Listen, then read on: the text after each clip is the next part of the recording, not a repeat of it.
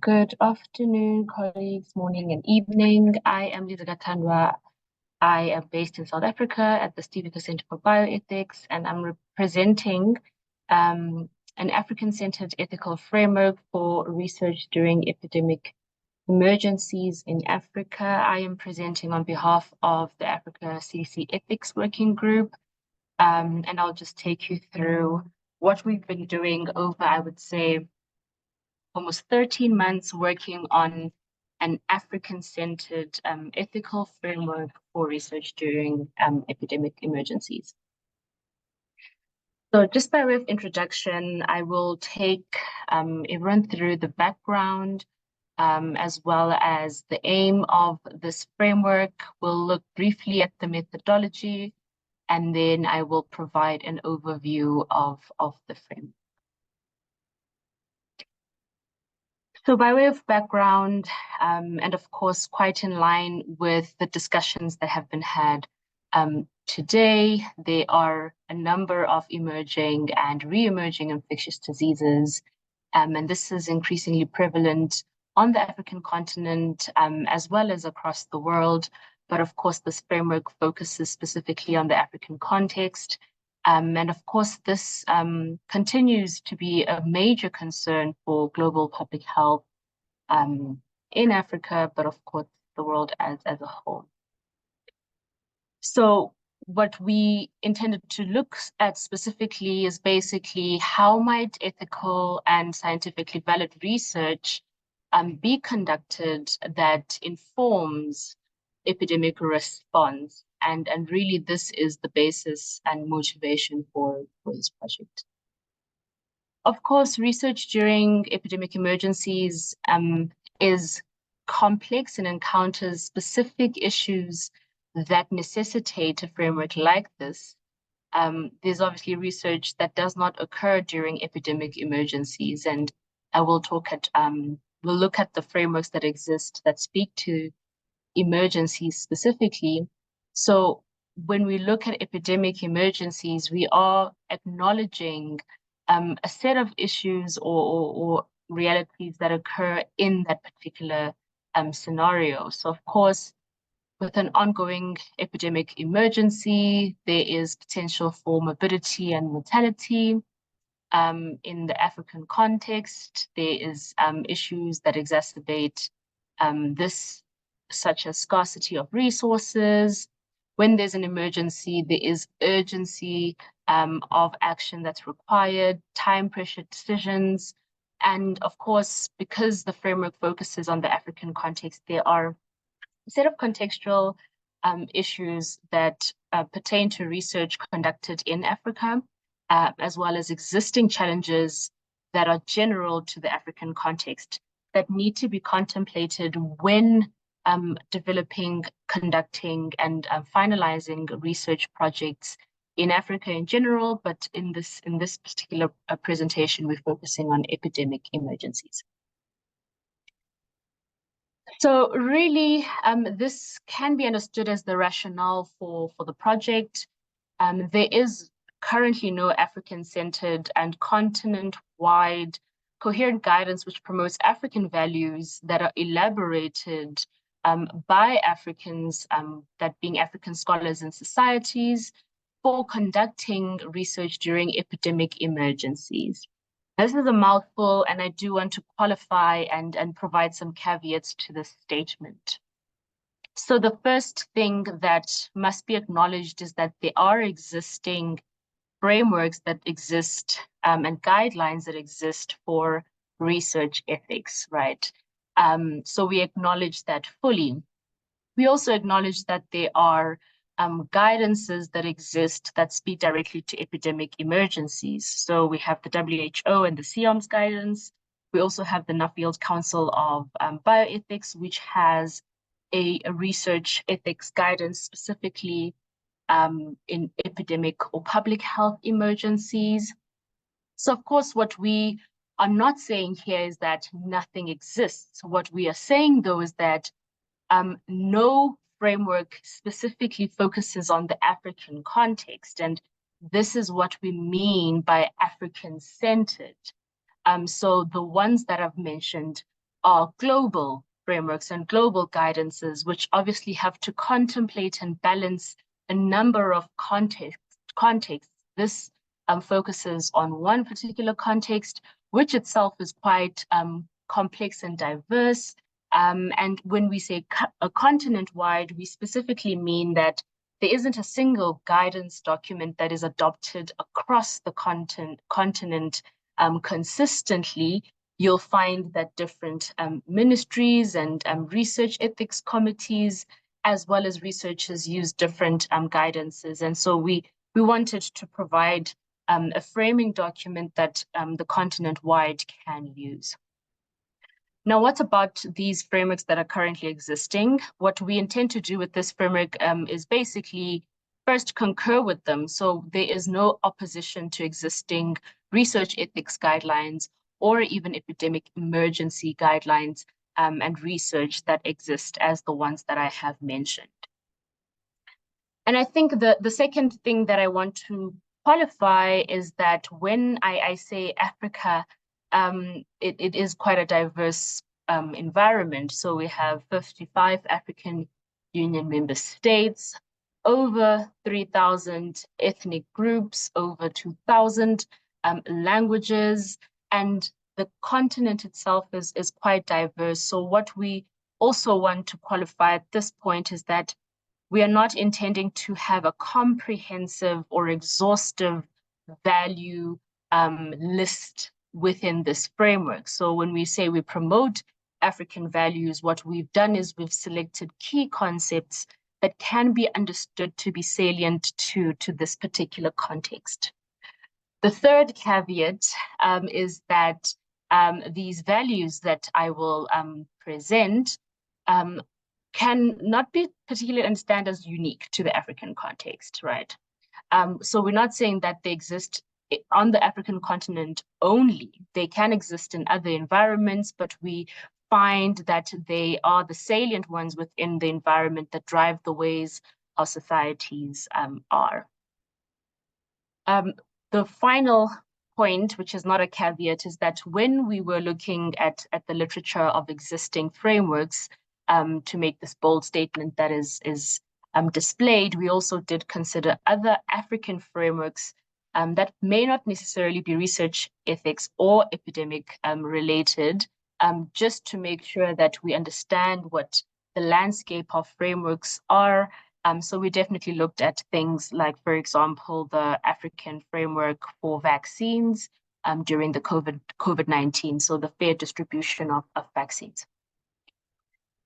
Okay, so the aim of this framework is basically to expound the context-specific realities, the nuances, and the challenges experienced in Africa and participating communities before, during, and after research during epidemic emergencies.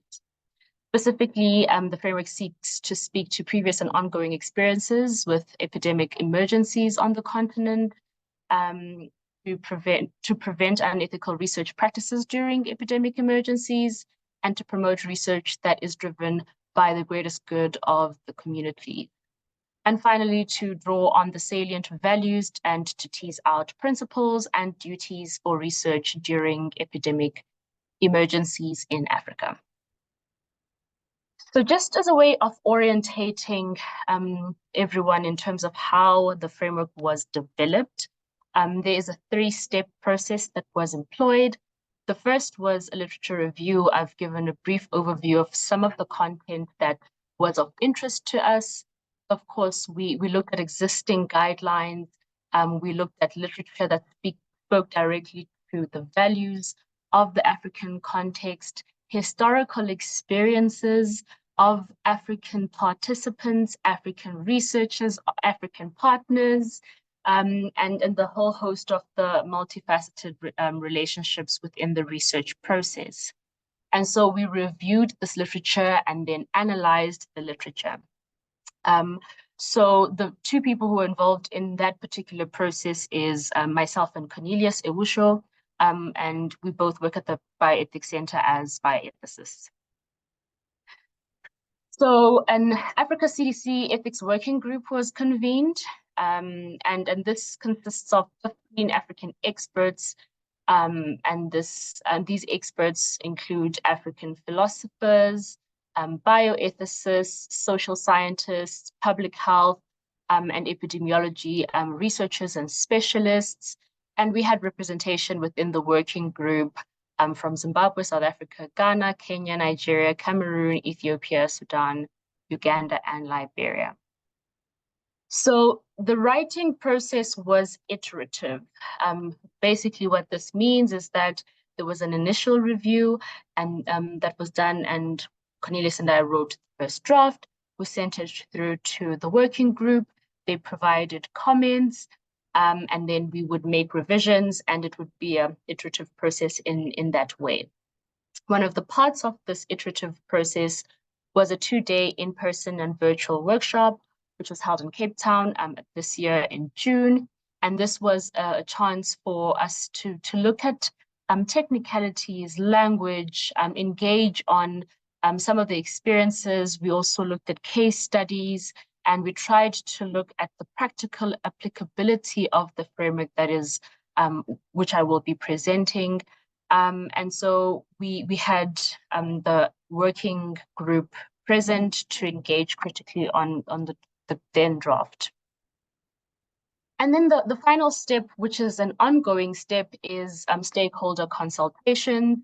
And this is basically engagements with representatives from ethics committees, federal health ministries, as well as researchers across the continent, or special interest groups as well. So this is to put the document out after it's gone through the iterative process between 2 authors as well as the 15 working group members. And so this will be open, and I'm sure most of you, if not all, are likely to receive invitations with regards to this document at some point. So this is an ongoing document. This is just a picture of the participants who were in person during the Cape Town workshop. We had a number of participants and working group members who were online. All right, so I have a slide, a single slide, also due to time.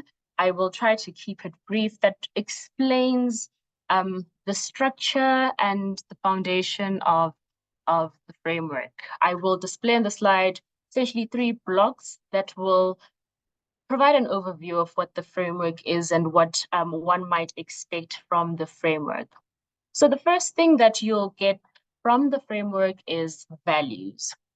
Because this is a framework that is specific to the African context and mentalizes African experiences in research and epidemic emergencies, it was important to then make sure that the framework is value-based. And so we thought about how to make sure that these values fully represent the framework's principles, which I'll discuss in a short bit. The values that are encompassed within the framework are firstly solidarity. And simply by solidarity, we mean good for others, for someone else's sake, for, in the instance of research, the participant's sake, the community's sake, Africa's sake, right? Solidarity, and this being not only altruism, but a way of being that isn't considered to be above and beyond. It is an expectation, it is a standard within the African context. A maxim that often is linked to solidarity is that the right arm washes the left arm and the left arm washes the right arm. And really, this is at the core of what we mean by solidarity. Of course, we're looking at reciprocity, which becomes very important when thinking about the relationships between researchers and partners, as well as researchers and funders. And we're also looking at collective responsibility, which basically thinks about how everyone in the research process is collectively responsible for the research. The second value is friendliness, and friendliness really speaks to a shared way of being, the acknowledgement that my humanity is inextricably linked to all of you in this meeting, right? And so when we say friendliness, it really speaks to the core of the nuclear African societies, really looking at maxims like I am because we are by Mbiti or Desmond Tutu, that we are through other people. And so this value speaks to our interconnectedness, our interdependence, and the ways in which we not only survive, but thrive through community. And then the third value is social justice. And what we did here with social justice is we included two kinds of justices, the first being distributive justice, as well as commutative justice. With distributive justice, we're also obviously looking at equitable allocation, fairness, fair opportunity within the research process, and obviously with commutative, we are looking at responsibility for one another. And so these are the values, the three major values that we have identified. As I mentioned, these may not look particularly unique, but they certainly undergird the African society. These values may not be present in every single African society, but they certainly are salient and can be acknowledged to be present in the African context and present widely enough for us to consider them to be core values. So what we then did is that from these values, because values are more speaking about the good and the posture in which we should be or act, they may not be action guiding, right? So we then thought that let's devise principles, and these would be action guiding and directly linked to research in epidemic emergencies. So of course you can take these values and apply them elsewhere. So what we wanted to do is apply them directly to the research space within epidemics. So the first principle is collaboration. And so what we did is we apply the values within the principle. So specifically for collaboration, we were looking at solidarity as well as friendliness. And we were looking at a relational approach to conducting research. We acknowledge the research relationships that exist, so between the researcher and participant, between the researcher and communities, the researcher and partners, researcher and funders, and then even participant and community, participant and partners, just understanding the dynamics that exist between all of the actors, I would say maybe within the research process. And really at the core of your solidarity and friendliness, we are looking at how do we work together and collaborate towards shared ends. We also talk about the One Health approach and looking at the different disciplines that are important when we consider epidemics, right? And the nature of emergencies, right? Whether it is from detecting through to response, a number of actors are involved, and how might we make sure that we harmonize the relationships within those settings.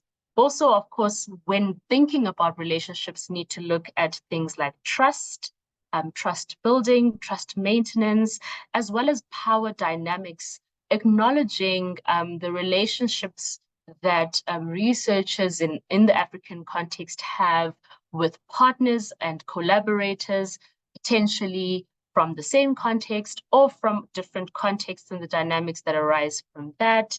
And we want to make sure that we not only cover safety and consideration for participants, but also for researchers as well. The second principle is responsive utility, and really the value that we had in mind when we thought of utility was friendliness. And we thought that utility, the extent to which we maximize good and avoid harm is really important.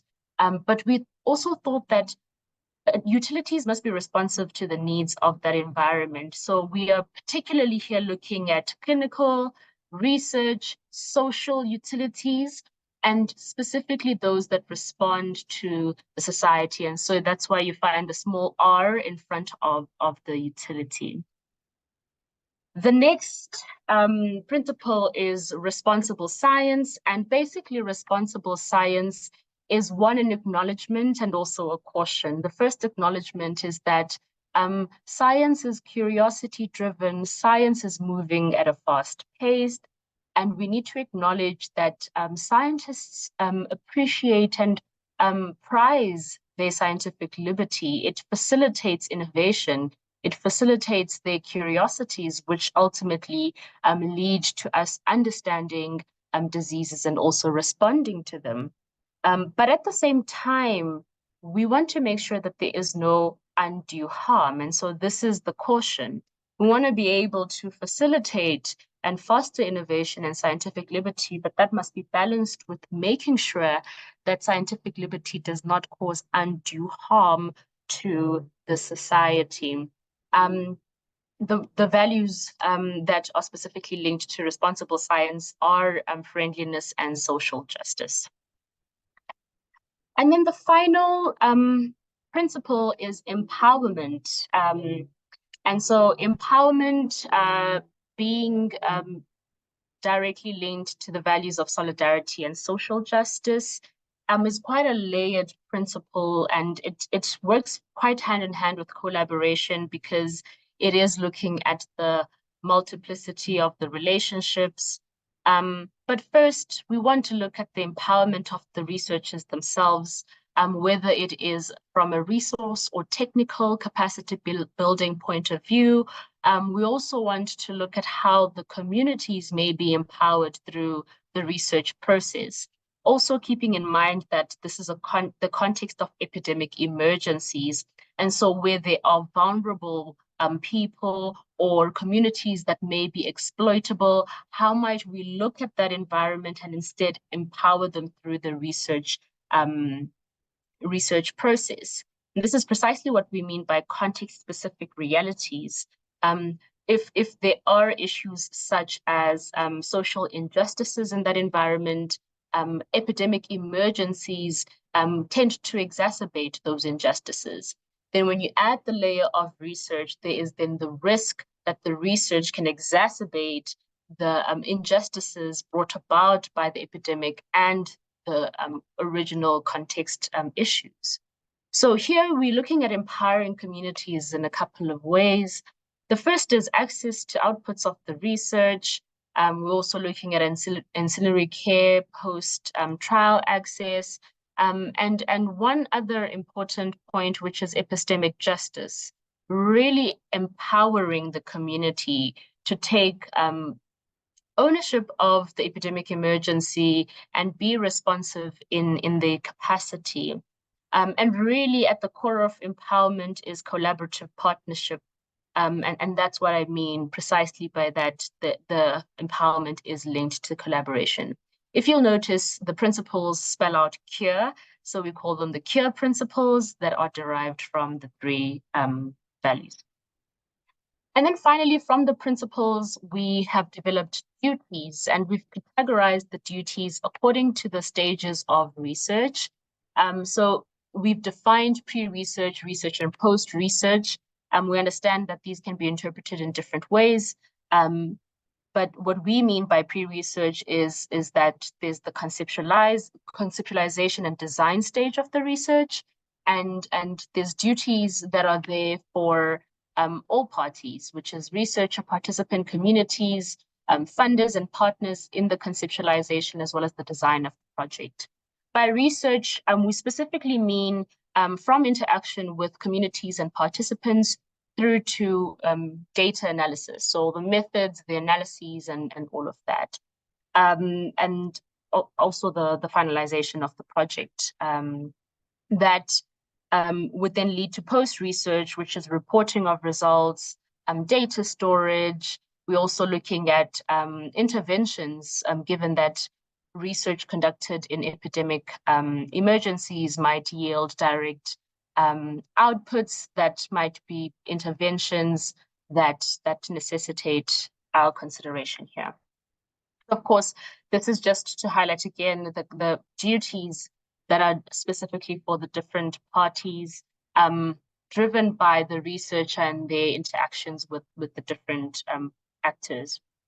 So what you find in the framework is that the duties are in a table form, and we look at a number of issues that are relevant for the pre-research and post-research phase for all of the actors.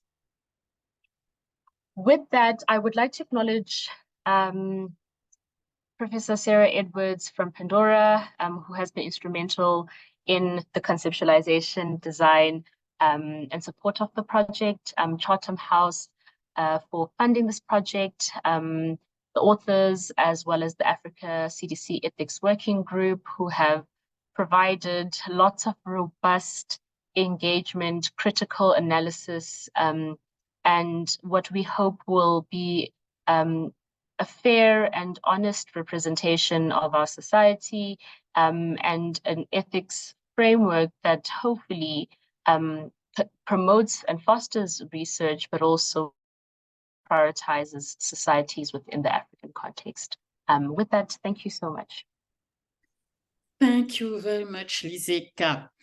And now I would like to thank really everyone. This afternoon, some PANDORA-ID-NET achievements have been presented, and the different speakers have shown how important the collaboration between institutions have been critical to establish new diagnostic tools, to develop new intervention, to determine risk factor for Lassa fever virus infection, and finally to improve surveillance system. So now the meetings come to the end, and I would like to thank each of you for your attention, for your time, for your nice presentations, and I'm sure we will continue, of course, to interact. And on behalf of Pandora Network, best wishes to everyone and your family, and season's greetings. Thank you.